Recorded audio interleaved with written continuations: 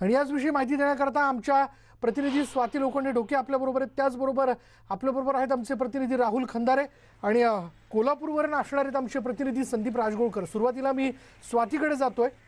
स्वाती, आता या क्षणाला तू कुठेस आणि गेल्या लॉकडाऊनचा अनुभव आपल्या सगळ्यांच्या पदरी आहेच की वेगवेगळ्या व्यवसायांचं किती मोठं नुकसान झालं, पण यामध्ये सगळ्यात मोठं नुकसान झालं ते पर्यटन व्यवसायाचं। यंदा देखील तशीच परिस्थिती दिसून येते का?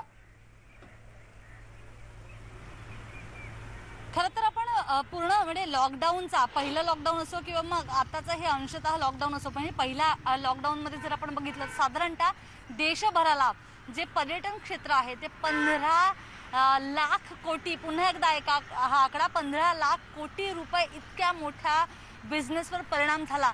या दुसऱ्या टप्प्यामध्ये म्हणजे महाराष्ट्राचा विशेष आणि मुंबईचा जर आपण एकूणच आलेख काढला किंवा एकूण त्याविषयी बोललो तर लक्षात येतं की मुंबईची अगदी वेस्टर्न एक्सप्रेसची म्हणजे अगदी इकडची टोकाची वेस म्हणजे आपण जर नॅशनल पार्क म्हणू तिथून ते थेट कुलाबापर्यंत म्हणजे सगळं अख्खं मुंबईच एक पर्यटन केंद्र म्हणून आहे असं म्हणायला खरं तर हरकत नाही आहे। कारण प्रत्येक गोष्ट मुंबईतलं बँड्रा जरी घेतलं की तिकडे कुठलं प्रेक्षणीय स्थळ नाही आहे, पण तिथे मात्र शॉपिंग करणाऱ्या पर्यटकांची इतकी गर्दी असते। याच्यामध्ये परदेशी आणि आंतरराज्यीय खूप मोठे पर्यटक पण असतातच। आता ज्या मी आरे कॉलनीत आहे, आरे कॉलनी वेगवेगळ्या म्हणजे वेगवेगळ्या कारणांनी प्रसिद्ध झालेली आहे आणि खूप प्रसिद्ध पण म्हणायला हरकत नाहीये।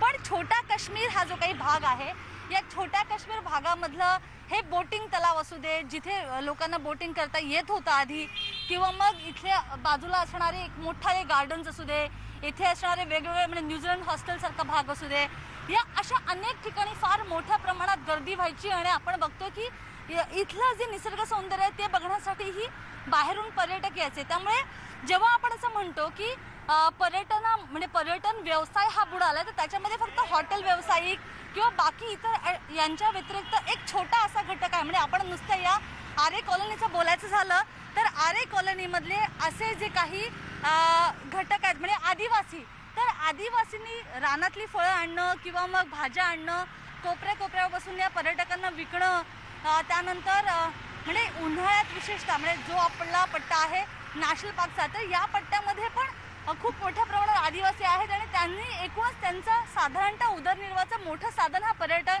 व्यवसाय आहे। पण इथे ज्या पद्धतीनं म्हणजे सगळं जरी मागचा जो लॉकडाऊन आपण बघितला आणि विशाल नेमकं काय होतं की मार्च, एप्रिल, मे आणि जूनचा साधारणतः पहिला आठवडा हा पर्यटक येण्याचा मोठा कालावधी असतो, कारण मुलांना सुट्ट्या असतात आणि त्याचबरोबर खूप मोठ्या प्रमाणामध्ये स्थलांतर होत असतं मुंबईसारख्या शहरामध्ये इतर राज्यांमधनं। तोच नेमका 2020 काय किंवा 2021 काय दोन्ही वेळेला हा नेमका सुट्ट्यांचा सीझन बाधित झाला किंवा लॉकडाऊनमध्ये अडकला आणि त्याचबरोबर दोन्ही वेळ याच सुमारास आल्या वर्षभराच्या अंतराने।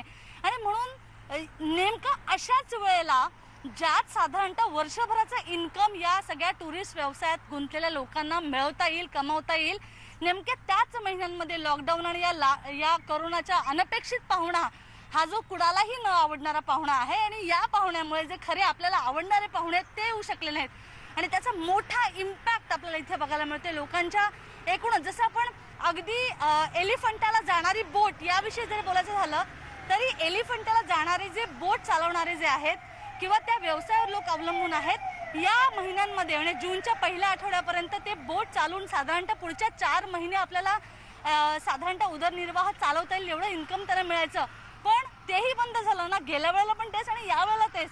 त्यामुळे यांची नेमकी काय परिस्थिती असेल म्हणजे उदरनिर्वाहाची काय, बाकी तर सोडा, घरातली लग्न कार्य किंवा मोठी सण समारंभ सोडाच, पण साधा उदरनिर्वाह तरी कसा करायचा याची विवंचना एवढी जास्त असेल की त्याचा खरं तर तुम्हा आम्हाला अंदाज येणारच नाही अशी परिस्थिती आहे। विशाल, धन्यवाद स्वाती।